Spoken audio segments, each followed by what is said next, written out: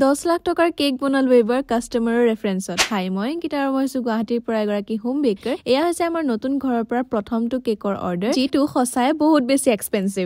10 লাখটো হ'ব নোৱাৰে, কিন্তু তাৰ পৰা কেইটামান শূন্য কাটি দিব পাৰে। এটা গেছ কৰক আৰু কমেন্টত লিখক। আচলতে কাস্টমাৰে এটা নহয় দুটাকে কেকৰ অৰ্ডাৰ দিছিলে আৰু দুইটাই 2 টিয়াৰ আৰু 3 টিয়াৰত আছিল। এটা আছিল জংগল থিমত উইথ ৰানিং ট্ৰেইন আৰু এটা আছিল গাৰ্লি থিমত। এটা আছিল এপ্ৰক্স 4 কেজি আৰু এটা আছিল এপ্ৰক্স 1.8 কেজি। নতুন ঘৰত সোমাই ইমান ডাঙৰ বাজেটৰ কেক এটা অৰ্ডাৰ পালো, বহুত বেছি ভাল লাগিল। আৰু সেম কাস্টমাৰে ইয়াৰ আগতে বেবি বস থিমত এটা কেক অৰ্ডাৰ দিছিলে।